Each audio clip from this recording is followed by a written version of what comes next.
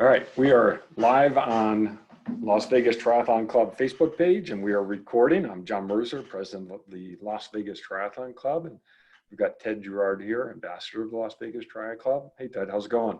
Good. Hey, it's another Friday, another time to have a fun conversation about all things triathlon related. It's going to be I'm excited for this one. I'm excited for almost all of them, but I think that tonight is going to be especially good because, we're talking about something real, a real experience and a real epic adventure.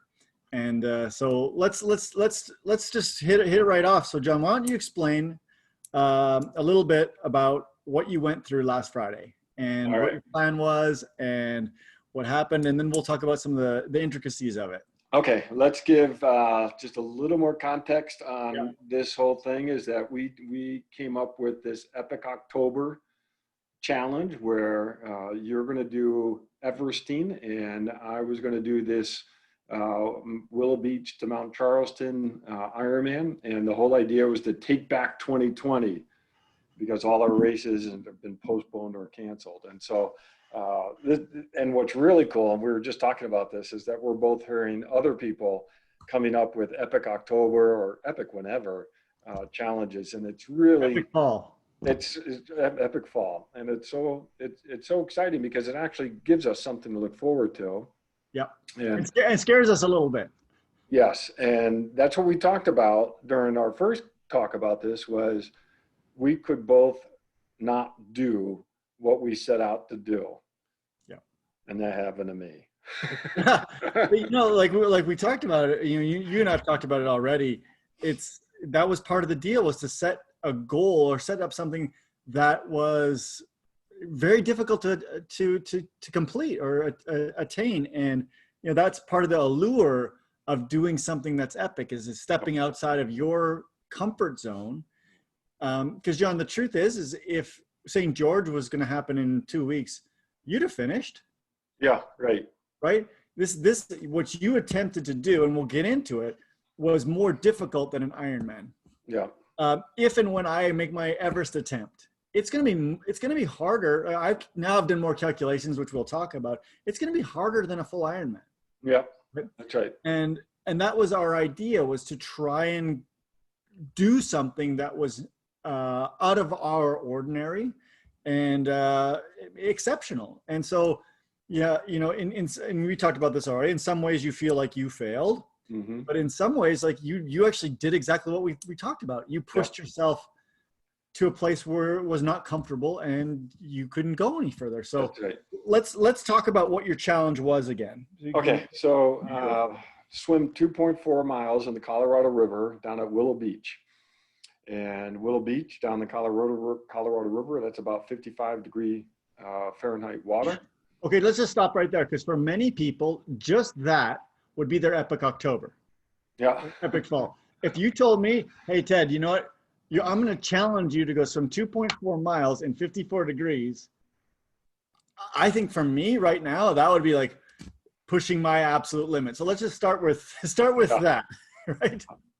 Well, and thanks. And it went well. So I wore let me go with the full thing. So 2.4 miles swim Willow Beach, then go from Willow Beach, bike all the way to Mount Charleston, and get to the lodge, and then actually go back to the resort. So that would have been 112 miles, and it would have been almost 14,000 feet of climbing. And then I was going to stay overnight at the resort, and then get up in the morning and summit Mount Charleston, because I knew I didn't want to summit it at night. And Mount Charleston is 11,900 feet, and then come back down, but add on mileage so that I would have ended up with 26.2 miles. So I would have had a full distance iron distance race that would have taken me, well over. It would have taken me a long time if I was able to finish it. It would have been. So I would have summited probably by noon. So that would have been 12. That would have been probably 20 hours to do. So. Yeah, not a comfortable thing. No. And I've always wanted to do it. And with everything canceled, this was the right window. It was just the wrong day. Yes.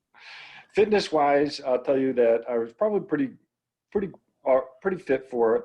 With Ironman St. George on the 19th of September, I felt I was in a pretty good spot, and really for St. George, I would have had probably about 3, maybe 4 hard weeks more just to prep for the race. But to do this wasn't a race. This was just endurance, and I felt my fitness was good for that. So going into it, felt pretty confident. Got up, and Laura went down with me, and Steph Eigen went down to the start of the swim. We got down there right on time, so I could jump in the water by 6, and they both kayaked with me, which was great. Water temp was actually perfect. I wore my thermal suit and my thermal cap, and that worked out perfectly. So What was the air temperature when you started? Do you remember? it was already over 90. It Yeah, was because yeah, down low, right? yeah. It doesn't cool down. Because I think the altitude, correct me if I'm wrong, is only like 800 feet. I don't know. I think it's about 800 or 900 feet. It's below 1,000 feet, I think. Yeah, I'd have to go back and check. I don't know if it shows on my Garmin, but I can tell you I know now it's 1,000 feet out. Yeah. So it looks like 650 feet. Yeah. See, I mean, that's not very high at all. So I bet it was, yeah, probably 90 degrees Yeah, air temperature at 6 a.m. yeah. So Okay. what's that? Okay. So then you swim. Yep. Swim went good. I actually had a little bit more cramping than I normally would have, which was odd, but I haven't swum in my wetsuit for some time. Yeah. And, my swimming, I've been doing good on swimming, but I hadn't put any really long swims in. I was probably, for a week doing between 10 and 13,000 meters, which when I get close to an Ironman, I like to try to get up around 20,000 for at least 1 or maybe 2 weeks. So felt it a little bit, but got out of the swim, and we were a little long. That's probably next time we'll coordinate how far we really need to go, because we were each looking at our watches and trying to figure out, wait, did I go?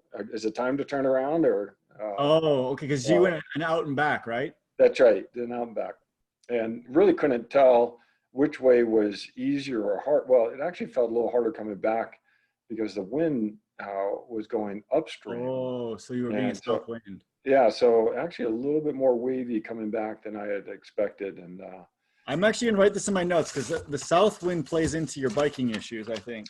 you know what? The south, yeah, it did. And okay, so, and I want to talk about that, because next time I do this, I am going to really pay attention to the wind direction. Yeah. So then got out. I took my time in T1. I ate another breakfast at that point. Changed, make sure everything was all set. Sunscreen, everything, and took off up Willow Beach, and that was 1,000-foot climb. Have you done that climb before? I've done it at least twice, if not 3 times. Okay. But I stopped doing that. I like going down to Willow Beach and back. It's about a 90-mile ride from my house round trip. But I stopped doing it because of the I-90, what is it, 93 over there, 95? The highway on that side is just, the debris is just terrible. So Arizona doesn't do a good job of cleaning their side of that. No, it was lots of tread. And I knew ahead of time that it was going to be like that. So I carried 4 spares with me just in case.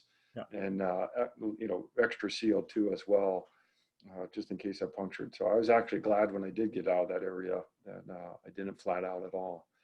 So fortunately I get to the top, and I knew it was going to be a hot day, and Laura waited for me at the top in the car, and I already filled up for water again at that point, doused myself, and I told her, I said, look, this is going to be a long day because it was hot and humid.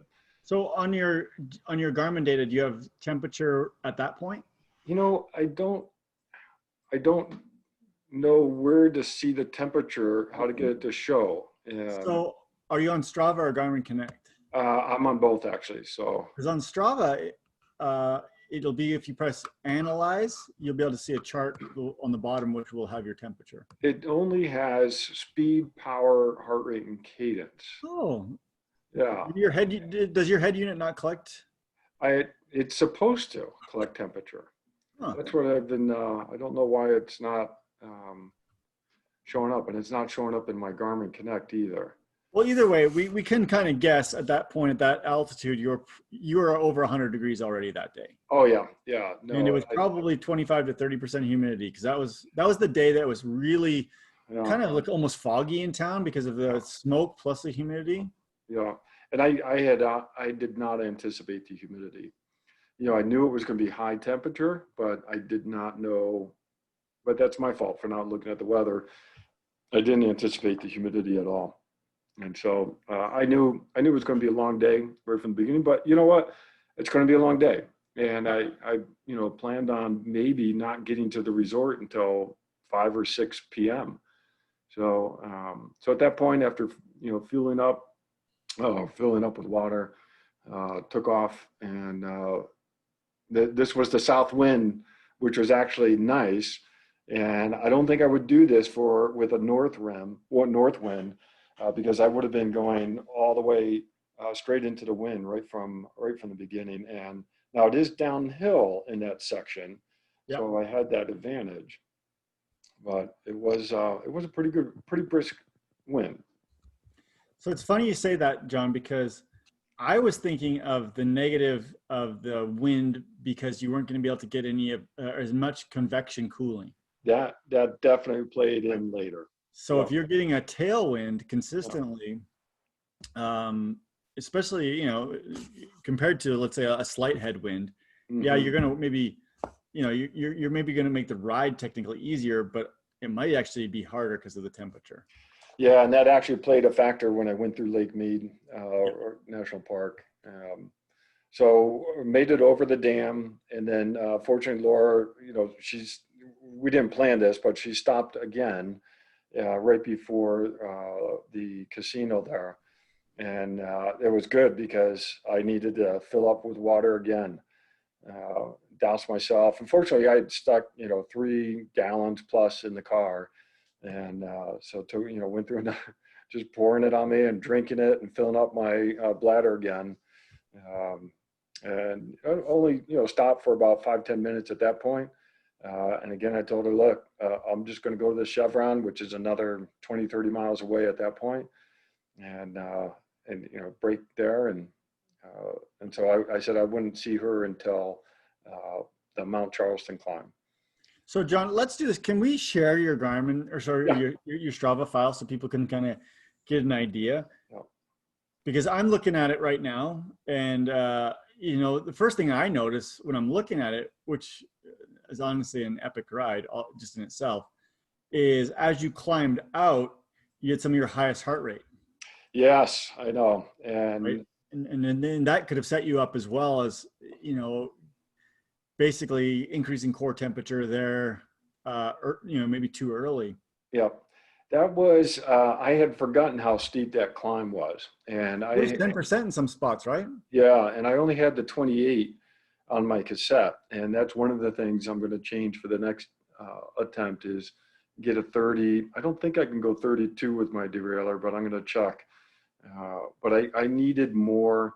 I needed more gears, and so I was working pretty hard going up, right from the beginning. And so you're right. You were in the high 130s, almost this is even 145-ish. Yeah. And for you, I mean, I watched you train for a long time, and your training zone is usually like the 120 and below. So you were working hard early. Yes, and that was not the plan. So I did notice that as I was going up, I was hovering around 200 watts, and I was like, oh, this is not where I need to be. But I knew that I was going to have a nice downhill afterwards, to recover a bit. And so you can see so here's the first climb up out of Willow Beach. Zoom in here.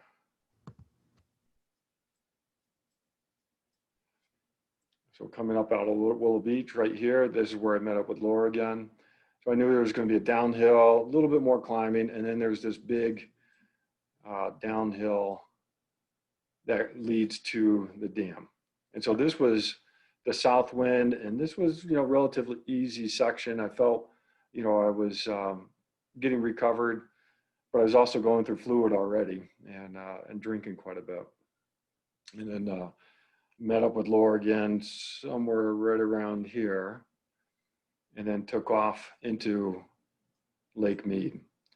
And this is where the south wind did hurt me, as you were talking about, because I think this is where I was getting a little bit more hotter than I had anticipated at this stage. So this was about 7:30, 8 o'clock in the morning. And so it was already getting pretty warm down on the lake. Yep. But, I took it easy, and but then there's another big climb. Those who do River Mountain Loop Trail right around here.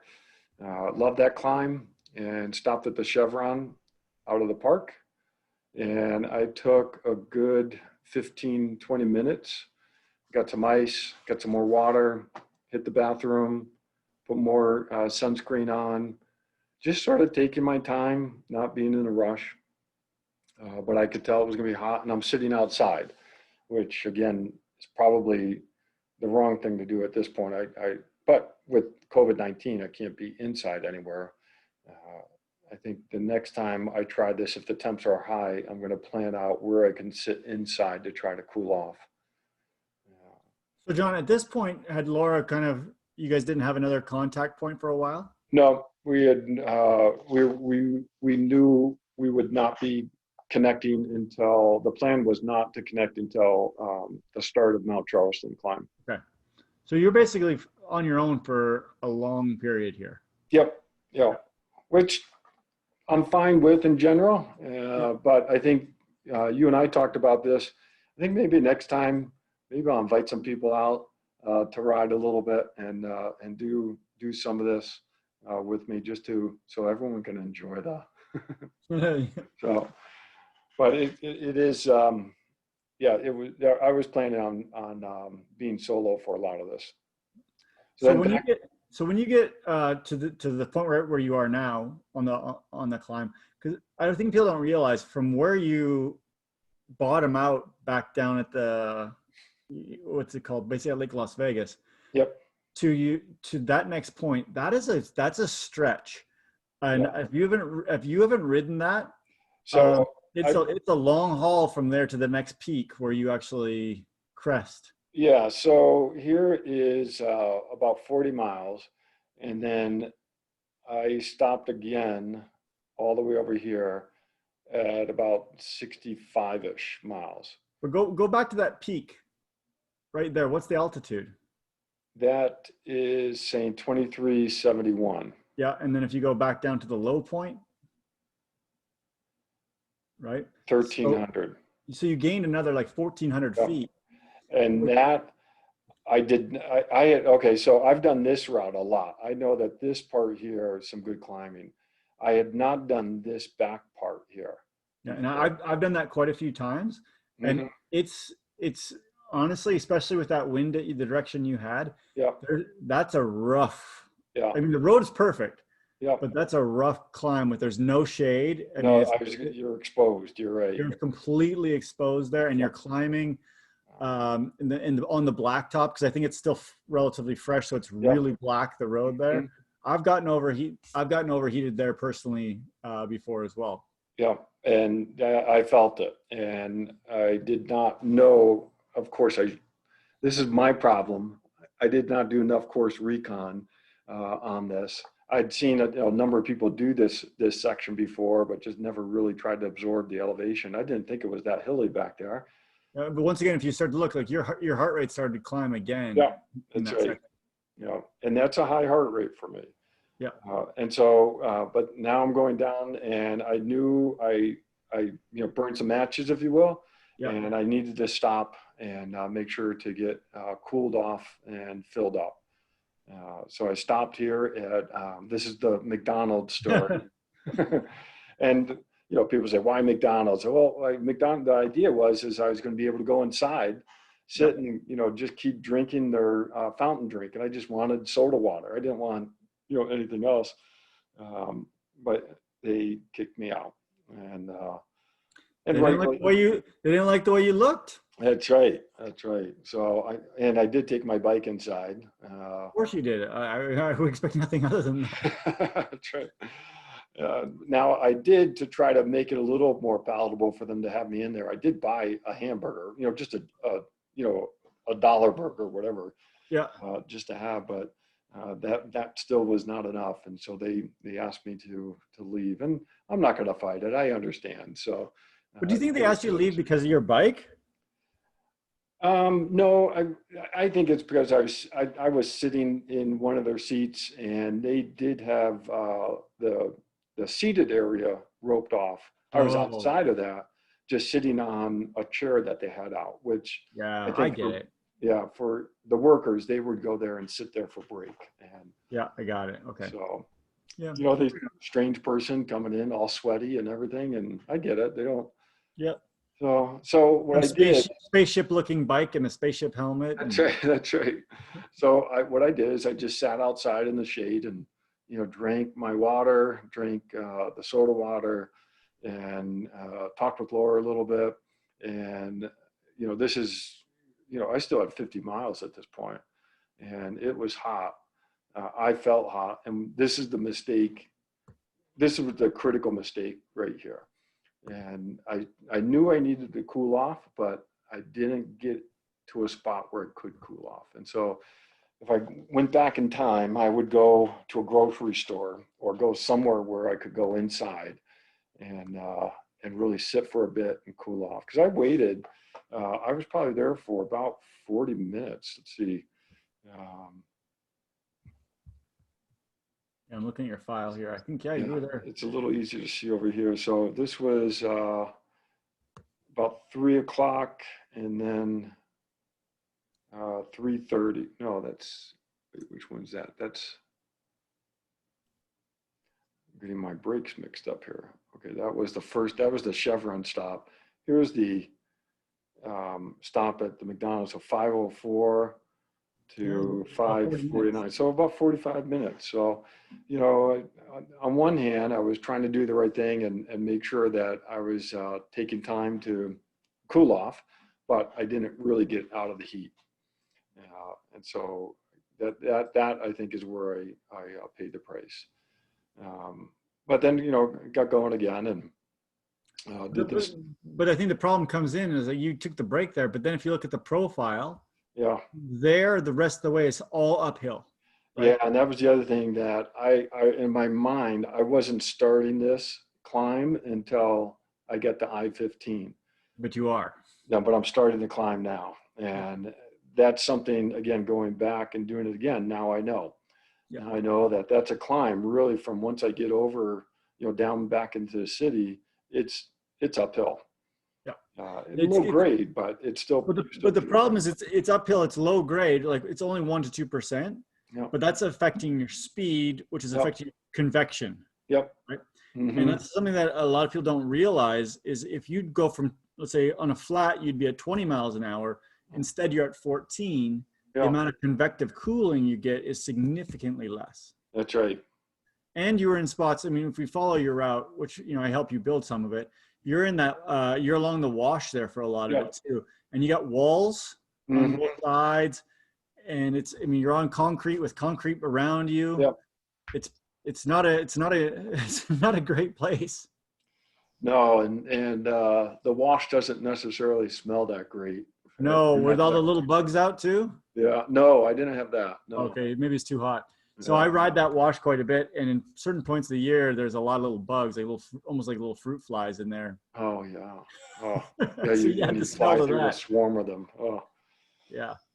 So yeah. So this was a problem because even mentally now, I'm not realizing that I'm climbing, and I'm feeling that I'm slowing down, and so I said, okay, I need to take another break before I get to I-15, and so Laura and I talked. You know, while I'm, you know, check in along the way.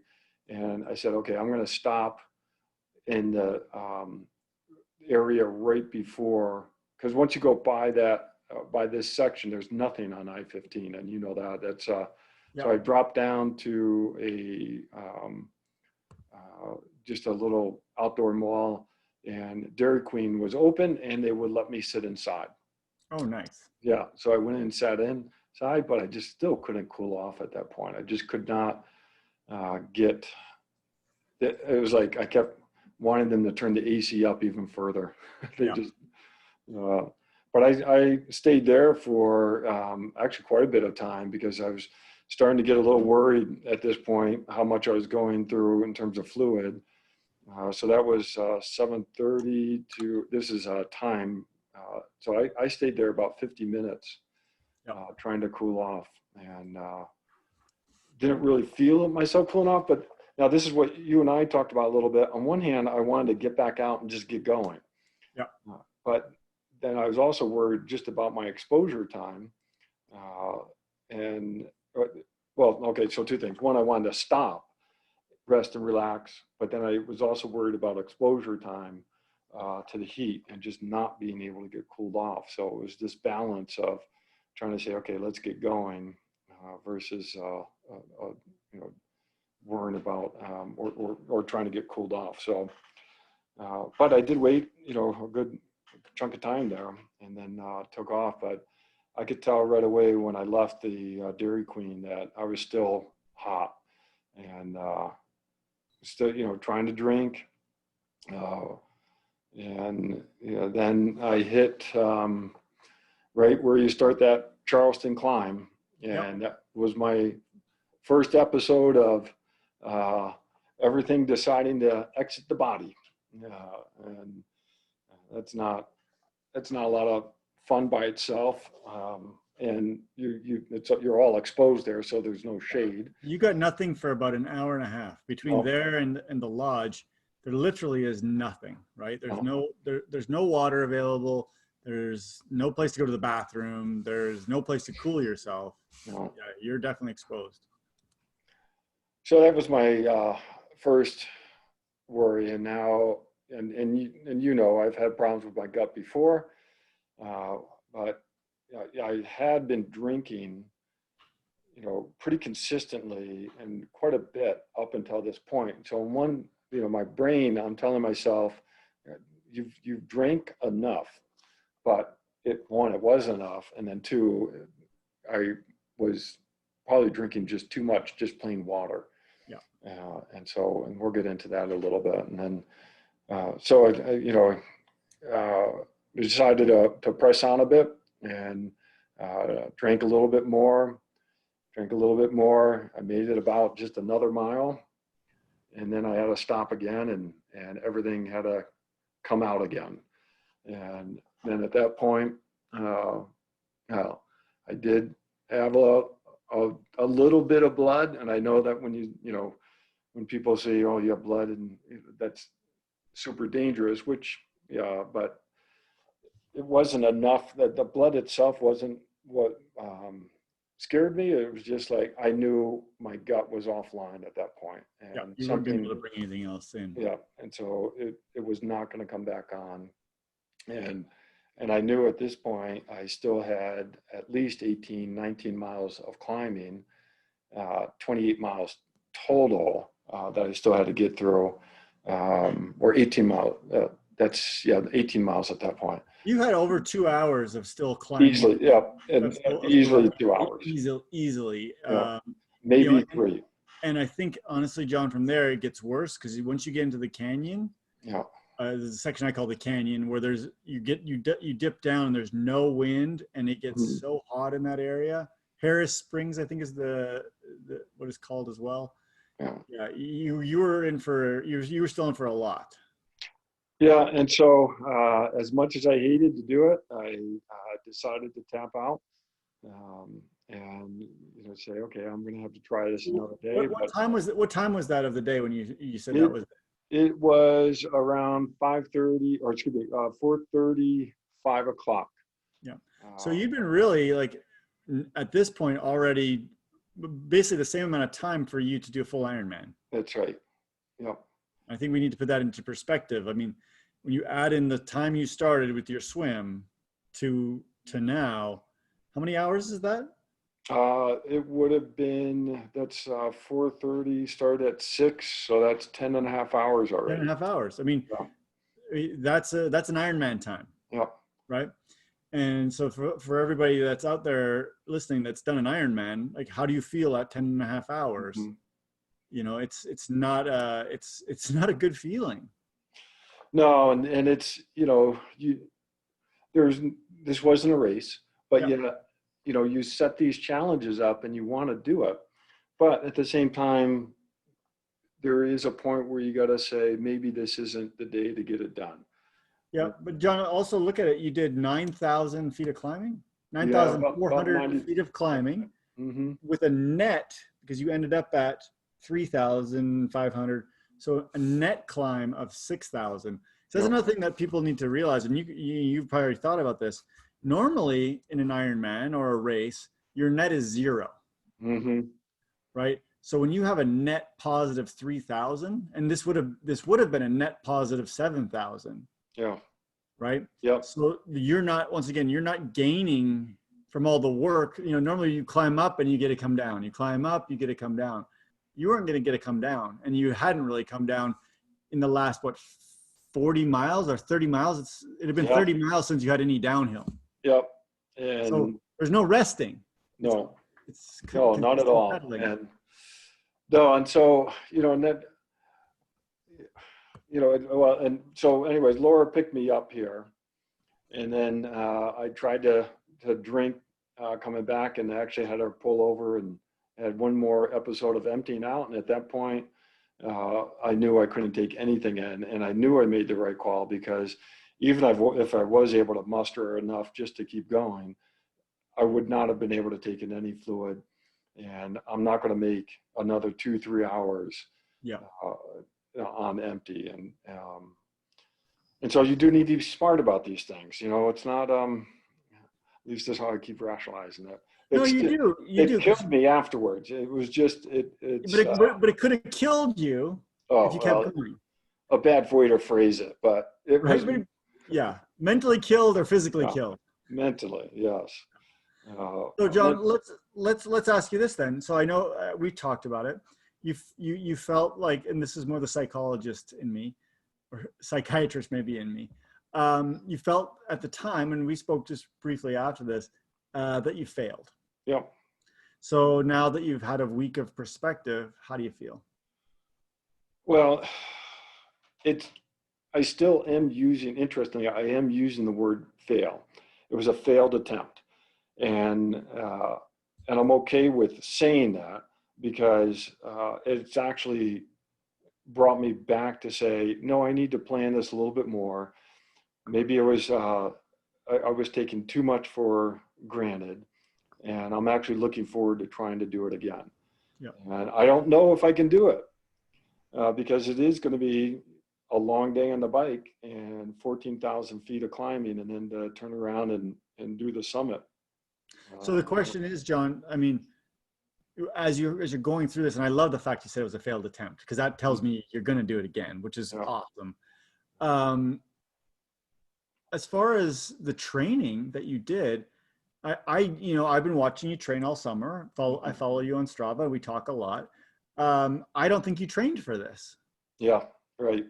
You were training for an Ironman. That's right. And I know when I went and did Norseman, which is about 11,000 feet of climbing, I was doing a lot more climbing to prep for that. Now, Norseman had the little twist that, you had to be 130 spot at a certain point of the run to be able to get to the top. So there still was a little element of a race in Norseman. No, I think you're right that I didn't have enough mileage under me. And I think I don't want to keep beating you up, but I think that you've already said it. Your course recon was poor. Let's just say poor. Yeah. Right.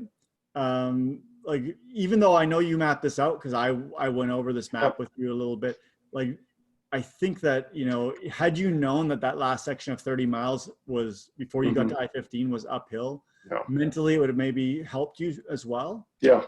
Right. Because you felt like you were slowing down. You're watching I'm sure you're Mhm. watching your speed and you're Yeah. watching what's going on. And, that can, I think that a lot of times that we discount the mental side of these things. Right. Mhm. And you're probably starting to feel like, oh man, this is not going so well. When realistically, you were probably doing better than you thought. Right. Were you looking at this point your power data, or were you looking at like speed or? I was, I always had power showing on my computer, and I felt, I did not feel like I was having a hard time generating power. Did Now, you have a goal watt? I was trying to stay somewhere around 150, Yeah. just as a nice, sustainable wattage. Again, for the training that I've done, Yep. I felt that was about right. If we go into an Ironman, maybe I'm going to try to do 180 to 200, Yep. for a race. But I think it was the combination of not having enough mileage and the temperature. Yes. I think if I wait a little bit, like a few weeks, and it cools off a little bit, I think the mileage that I have, I think I can do it without any real additional training. So, in our curriculum that I teach, John, we teach a lot about acclimatization and how to properly acclimatize. And so my question for you is, when you were training for Ironman St. George, were you going out in the heat of the day to train? I was doing a little bit more of that, and that's based on the conversations that you and I have had. Right. But like 5 or 6 hours from, let's say, this same time, right? Like from like 8 a.m. till 1. No, not long. Maybe an hour in the afternoon heat, something along that ways. So, I think that that's another thing to, obviously we're going to talk about like the things that we could do better or you could have done different. So, from a purely acclimatization, I think actually, honestly, I think in some ways you were well acclimatized as well, because we talked about your sweat rate. So let's actually go down that road a little bit. Okay. So let's talk about first of all, maybe I'll define sweat rate and then you can tell us what it was. So basically for sweat rate, when we measure this in athletes, we basically, the simplest terms, we have somebody exercise at a given temperature and a given humidity for an hour. And then we measure them basically what they weigh before, what they weigh afterwards. And we can calculate from that how much water they lose. As long as they didn't go to the bathroom, we can even have them drink and we can calculate in what they bring in. If you look at the textbooks, as far as what I see in like athletic training literature, top ends are 2.5 liters per hour. There's been some more recent stuff with more elite athletes, especially elite triathletes, of getting up to 3 liters per hour, and some even 3.5 liters per hour, which is the very, very extreme end where we start to see this. And this is important because it's basically how much water you're losing at any given time. And it's a good thing to a certain extent to lose water, because that's how we're cooling ourselves. But if you can't match what you're bringing in with what you're putting out, then you run into problems. So John, you calculated out roughly what your sweat rate was. So why don't you share that with us? All right. Well, first thing I did when I got home is I went and stepped on the scale, and I had lost about 11 pounds, a little bit more than that. And so I was like, oh, that's a little bit more than I thought I had lost. Now, I was sweating and I was throwing up. So I do have those two. I did have the 3 throwing up bouts. And I took in about 12 to 14 liters of water. So I'll call that 13. Yeah. Best guess, in terms of times that I filled up. And that's about 28 pounds of water. And so if I did 28 pounds of water plus the 11 pounds that I lost, ends up being between 3 and 4 liters of fluid lost over that time period that I was exercising. Yeah. So if we take per this, hour. Sorry, take per that to hour. the next step, for those of you that are kind of trying to follow along a little bit here, imagine drinking. So we're looking at almost that, you know, a jug, a gallon jug of milk, right? That's an easy thing to think of.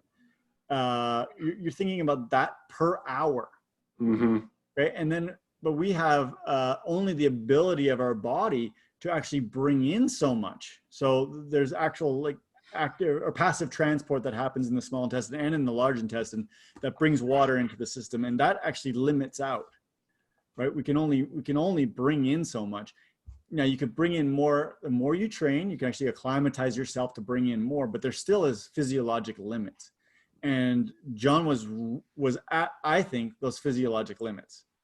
Yeah, I think when I had that first thrown up bout, I'm like, I'm not absorbing this, because you're spot on with the physiology. You've got a couple of issues. One, you got to take the fluid in, it gets in your stomach, and then it has to leave your stomach and the absorption happens in your GI tract, not in your stomach.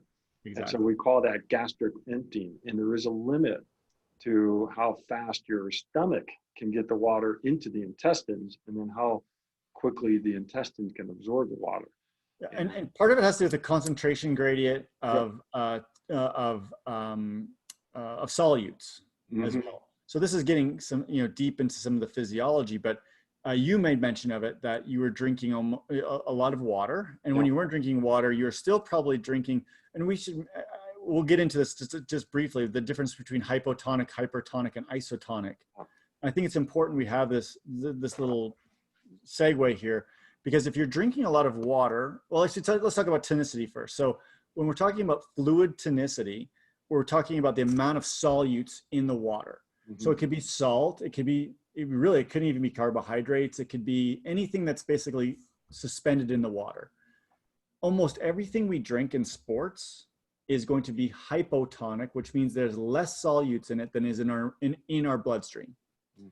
There's a very few things that we drink that are hypertonic in sports. Like a pickle juice is hypertonic, but really what we find is that when things are really hypotonic, that'll slow down gastric emptying, right? So we're not even talking about like hyponatremia or anything like that yet. But so when you're drinking in that much water without solutes, that potentially could be slowing down the absorption rate as well. And if you look at it, if you're on either side of that, of where the blood actually is and the tonicity of the blood, it's going to be slower. And then if the further you are in those arches, the slower it's going to be. So when you're taking in water, which is very, very hypotonic, that's also going to slow this process down as well. But I get it. Like sometimes that's all you can palate. Right? It's you just can't you can't bring in enough of the solutes. And on the other hand, I mean, some athletes have the exact opposite problem. They take a lot of gels and a little bit of water, and now that's actually hypertonic, which will also slow this down. So it's this tough little balancing act that we're trying to play, and we're seeing it, you know, we're seeing it visually, but we can't obviously sense what's happening in our gut. And I think that that's something that triathletes really should start to think about is what they're actually putting in, and can it get, especially in the heat, can it actually go across that and transport across, or is it going to just say, you know what, I'm shutting down, I'm not taking in anymore. So and I think that's part of what would happen. I think you're right, and I think actually I'll give a shout out to Chip Henry, because he messaged me and he said, hey, I think you were hyponatremic. And I said, at first I'm like, no, because I lost 11 pounds. And usually when you're looking in the med tent for hyponatremic people, you're looking for people who are at about the same weight or even heavier than they started. Now, hyponatremic means you've diluted the system. And how do you dilute the system? You drink a lot. And you don't drink a lot with any electrolytes or anything in, and so you end up diluting the system. Low sodium. And hyponatremia, natremia means basically sodium. So you basically, you are not matching out basically your sodium. And one of the things that happens when we sweat is we don't sweat out. We sweat out in relationship. We sweat more salt than we do the water. So that actually also creates this natural hyponatremic state. And so I think Chip is probably right. You could, because actually nausea is a sign of hyponatremia. Yep. Did you get a headache? I don't remember having a headache. No. Because that's actually for everyone.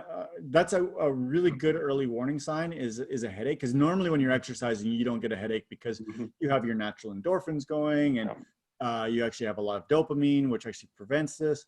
So it's an early sign. How about swelling in your hands and feet?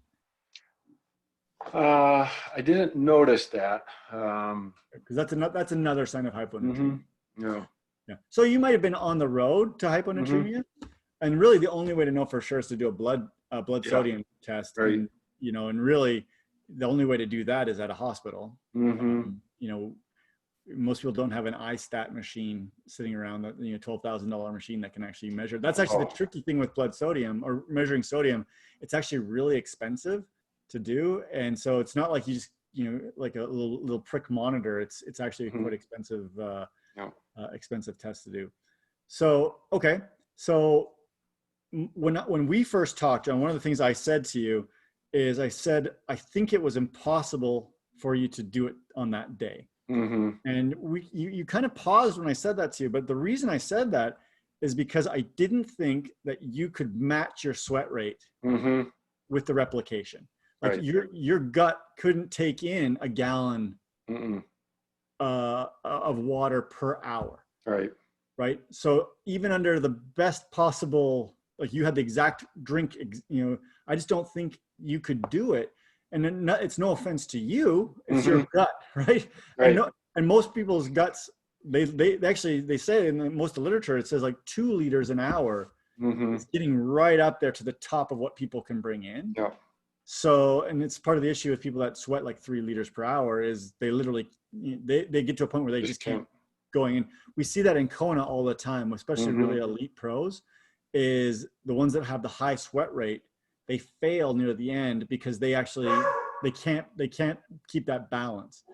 So and you've talked about it already, is if you could have stopped and cooled yourself, then you would have stopped sweating. And you'd have been able to provide blood to your stomach, and maybe you could actually have ingested more. Yeah, and that's why I think that McDonald's stop was the critical one. Is because I think I really needed to get things under control at that point, and I didn't. And I really at that point I didn't know the humidity, but I did know that I was sweating a lot. And that's the issue with humidity is. You end up sweating more because your sweat mechanism isn't working as well to cool you off. You're not evaporating as much, So one of the things, as far as like we've already talked about as well, is, and I hate to keep saying that, but if you had been doing a 100-mile running race in this kind of heat, they would have had stops where they would have taken your weight, and they wouldn't have let you continue. Right. So I don't know what the like, for example, like Badwater, what their cutoff is, but in general, I think it's like 3% of the body weight or 4% of the body weight is where they say you can't continue until you. I was trying to remember when they did that in Kona, where they were weighing people during the run. So there's a percentage that they basically won't let you continue, and it's very popular in ultra running. I can't remember. I'm sure every race is a little bit different, but it's somewhere between 3 and 4%. So you were, just roughly calculating, you were at one point at 6%. So like a race wouldn't have let you continue. So that's actually interesting, right? Like you kept going, and but a good race director would have stopped you and said you can't continue until you get back to this certain level. Well, it's funny because at the McDonald's, I took a selfie, and I looked at it, and then I said to myself, "You don't look good. You look rough." I know, because they're following you on Facebook, and I'm like, "Oh man, I would have kicked him out of my McDonald's." No, and so I actually retook the picture because I was like, "You just don't look good." And so, well, you probably posted the good one. I only posted the good one. Because that didn't look so good. The better one. That's right. No, I was losing, I just could not keep up with the fluid loss, but I was really happy. I was able to drink all the way through up until the end because I have in other iron distance races run into a problem where I couldn't even take something in. And so in that sense, I felt it was a bit of a victory, but I was so focused on getting water in that I wasn't paying attention to electrolytes. Yeah, I think that if we could have come up with a concoction that was Yeah, closer to isotonic for you, yeah, yeah. and because that's another thing once again, what we talked about already, but bringing actually having good transport Mhm. of fluids in, having the tonicity correct will actually drive more fluids in. That's right. And Right. a lot of people don't realize that. They think, oh, water is water and it's going to go in, but tonicity matters. The other thing that that we teach in our curriculum, and I don't know if you're aware of it, but is that what are the triggers for gastric emptying? And one of the triggers is actually volume. That's right. So if you're sipping all the time, is actually slower gastric emptying than taking big gulps. Mm-hmm. So having like 8 to 10 ounces will actually stimulate gastric emptying. Whereas if you're constantly having little sips, like 1 ounce, 1 ounce, 1 ounce, it actually delays it. So that's another little pro tip for people. If you're doing some of these ultra events and you're trying to get in more fluid, and it sounds crazy you're going to take big drinks rather than small ones, but big drinks are better. No, the stomach full will empty quicker than an empty stomach, oddly enough.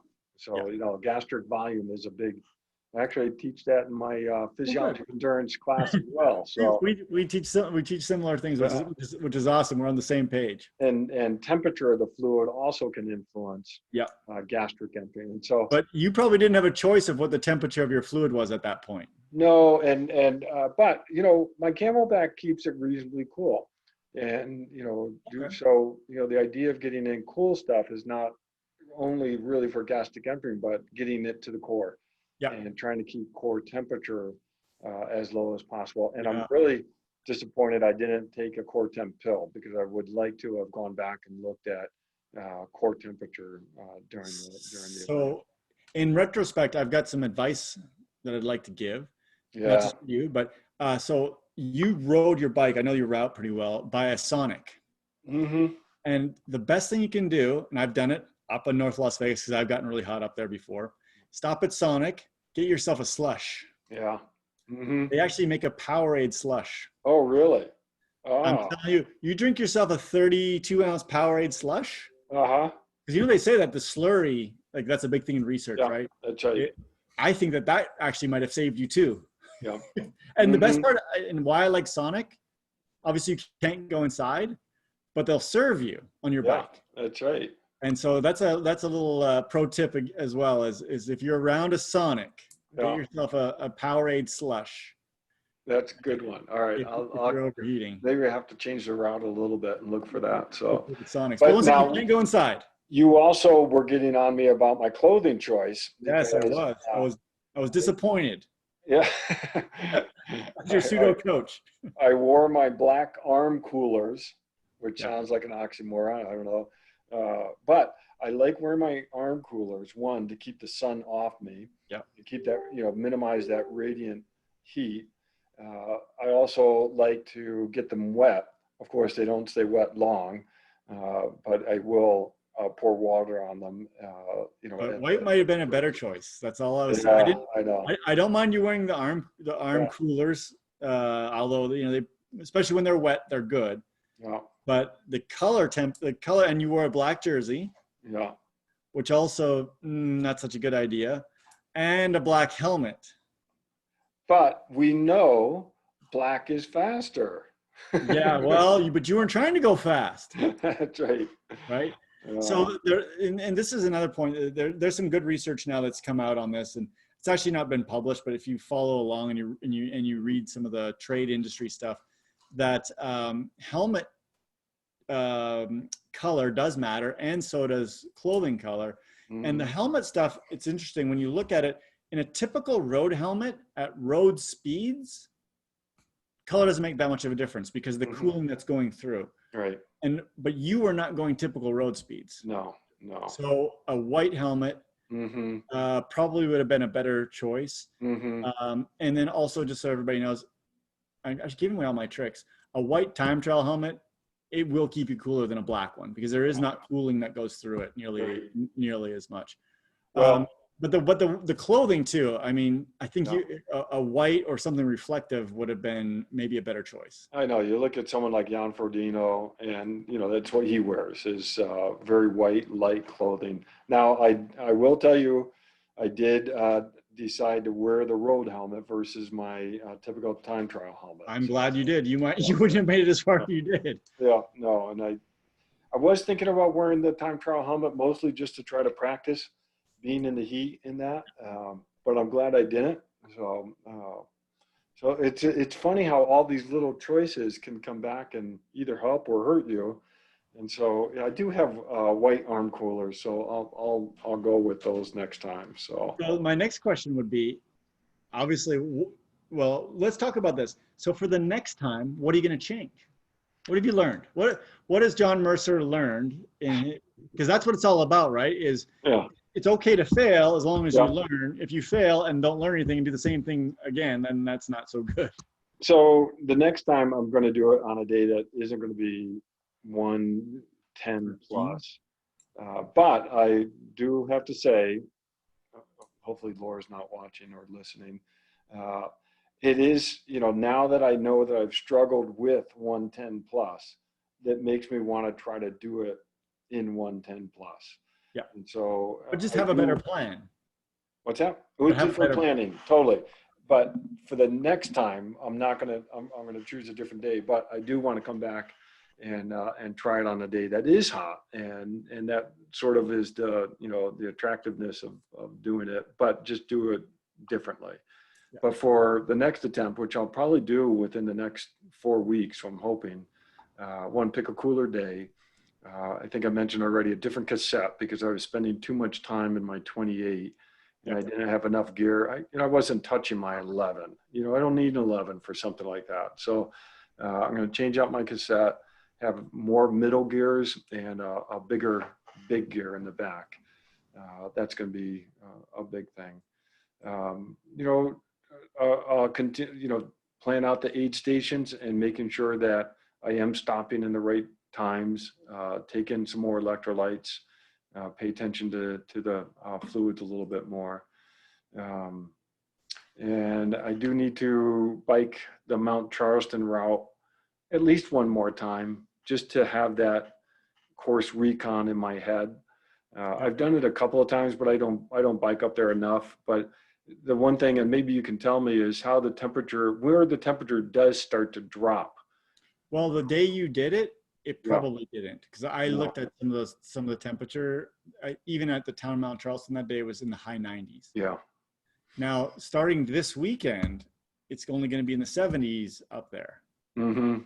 And it's only a few weeks out of the year that it actually gets that hot on the top. Yeah. So it does vary. I start to notice it once you get out of the canyon. Mm-hmm. So at about 6,000 feet. Okay. Is where you notice usually a pretty significant drop. I've been riding up there pretty much every weekend since I've been back. Mm-hmm. And once you're above, even the hot times, once you're above 7,000, you start to feel it. Okay. But the problem is once you get up then you get an increased heart rate because of the elevation. Yeah. So, okay. So, but the other thing, which I didn't get to on that day, was I really forgot about packing even something for breakfast. And so I had the plan of staying at the resort, but then, during the break at the DQ, Laura and I started talking, and we're like, well, what are we going to do for breakfast? And I'm like, I didn't even think about that. And so all of a sudden we're trying to, plan that. And I'll tell you that actually does contribute to, the stress of doing the event that day. And, you and I talk about, making sure that you're minimize the non-race stress as possible. Yeah. And that was contributing to some of the anxiety at that point going forward. So I got to plan out the next day before the summit a bit better than what I did. Now, I was able to recover Saturday, because I did the bike ride on Friday, and then we went ahead and did the summit on Sunday. Yeah. We did a 19-mile loop, which was good. And that 7 extra miles is going to be a little bit of a bear, but Especially without a day in between. yes, that's right. So that's the other part that, in terms of planning, I've got to have a little better gear selection for the summit. I'll actually get a satellite phone because who knows, if you get in trouble up there, if you don't have a way to communicate, You're in trouble. you can get in some real dangerous. And we on our summit, we did get caught in a hailstorm, which was exciting and on one hand, and terrifying.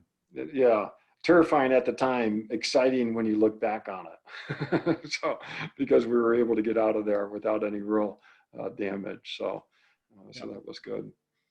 So it's really, all in all, I've got to do a better job of planning it out and not just try to gut it out. So the other thing that I was going to suggest is that, we have a lot of members in the Tri Club. And I think that if you could reach out to the club as in general and say, who in North Las Vegas has got a pool that I could just jump in and just cool down for like about 5 minutes, or 10 minutes, just a dip.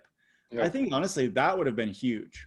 I think so. Right? Yeah, because it was funny as I was going down, in the city area, I was, on one eye looking for a house with a pool, and I was going to go knock on their door and say, hey, would you mind? It's funny, I told Marie, my wife, about your epic adventure, and she's like, John should have came to our house. We have a kiddie pool that we put our dog in after we run.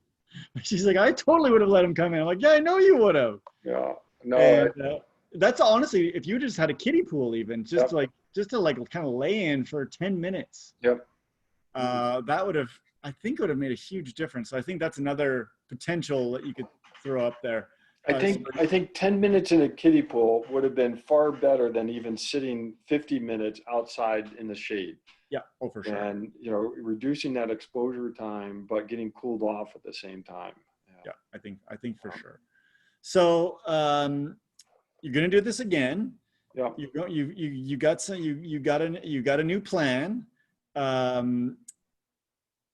What are you kind of looking forward to in your second attempt? Like what are you kind of excited about? The swim was actually really neat to swim in the canyon down there. And I like that. And so that actually is, something to look forward to. Getting on the bike and getting to the lodge and getting to the resort, I think that's going to be a really big deal. And I know the first time we talked about this, I actually wasn't too worried about it, and felt pretty confident. And maybe, I was clearly overconfident, and I was more worried about some parts of the run. Yeah. And now it's totally flip flop. When we did the hike, that was enjoyable. We did it at a pretty pedestrian pace, but that was part of the plan. And so now I'm not worried so much about summiting Mount Charleston as I am getting to Mount Charleston to summit. So, but that's the challenge now. Again, we'll go back to this epicness. That's what is getting me out and getting back on the training, is having something to look forward to that is outside, just barely outside reach. And so it's having that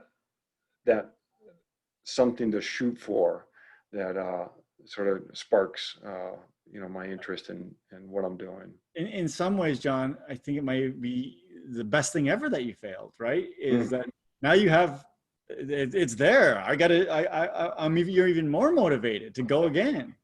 Mm-hmm. Well, you're right, because if you set these challenges and you hit them the first time, well, maybe it wasn't the challenge. Yeah. And so in that sense, I think that's a good thing for people to realize, is that if you set a challenge and you don't do it, it's gonna suck. You're mentally, I told people I've lost confidence in in doing the distance events from this event and some others, but there's only one way to get it back, and that's to try to, just go at it again and doing it, learning and not making the same mistake. And so, But I also look at the 2 million people that live in our valley, and what percentage could ride 90, how many was it? 95 miles with 9,500 feet of climbing. Yeah. Just period. Not in the heat, not after the 2.4 swim. And I mean, there's like, I'm actually thinking in our whole valley, there's maybe 20 people that could do that. So you have to think about what you've accomplished as well. This is an exceptional feat. When we look at your Strava, so those of you that can follow John on Strava, it says historic relative effort. I don't think I've ever seen historic relative effort before. I've seen some, extreme relative, but I don't think I've ever seen historic. No. And so that's something it's pretty cool to see something like that. Well, thank you. And you're kind to talk with me afterwards and help, bring me back up. But I think that's why we have this community. And I think that's why you and I have been, at first we're a little hesitant with putting out there what we're going to do, because people will see it and they'll say, oh yeah, some will, I don't know, it's just, but at the end of the day, it's just us doing it. Yep. And it is nice to know that the community is there to support us when we do achieve it and when we don't. And at the end of the day, they'll support us no matter what. And likewise, with other people trying their challenges, we'll support them. Oh, absolutely. And it's exciting to see. I can't wait to see some of the attempts and the successes and the failures. And I think we're defined, honestly, as people more by our failures than we are by our successes and how we respond to those failures. Mm-hmm. I think that, I don't know. Sometimes I think about like my failures and, this is going to sound weird, but whenever I go into a race, my goal is to win. Yeah. And do you know how many times I have not won? Yeah, right. Way more times than I've won. Right. So every one of those is a failure. Yeah. If you really think about it, but it's how we respond to those. Mm-hmm. I think that's what defines our character. Yeah. And, I think this is a defining moment for you and your character is that, you've accepted this and you're learning and you're trying to get better and you're going to do it again. And I have every bit of confidence in you that you'll be able to do it the next time because of the approach you're taking. Well, I hope so, because if I don't, well, then it's going to be the winter. And you can, then it'll be really reevaluating at that stage. But I think that'll be good to lose a little sleep over it because, we do take for granted the fitness that we have built up.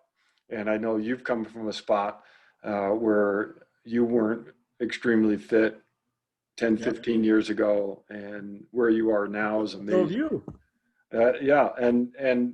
But it's easy to take that for granted, is that we've gotten to a spot where we're pretty good, but yeah, so it can be, having a little bit of humbleness is maybe that's part of the lesson here, but absolutely.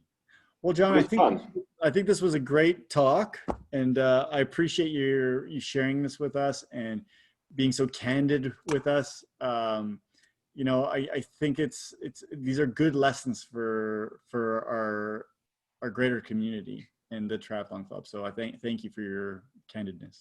Well, thank you, and thanks for encouraging to do this, because I don't necessarily like to be on this side of the mic, having the microscope on me. But like you said, it is really good for all of us to hear and talk about, and it's okay to set a challenge, and if you don't make it, then you have to reevaluate and go forward, and we all struggle with that. So and the truth is, it's not just in triathlon. There's a lot of things in life, and I think triathlon is it's a good microscope onto your life, and and you can build character in triathlon that you can take to the rest of your life. I know I do. Yep, very much so. Awesome. All right. Awesome. Hey, good talking. Yeah, have a great weekend. Yeah, and now I'm gonna look for you at Mount Charleston at my normal proving grounds when I'm out there on Sunday. I hope that's right. I'll see you climbing up there. Yeah, that'll be good. Maybe I'll touch base with you before I head out there. Okay, great. Awesome. Okay. Okay, bye bye. All right. See you.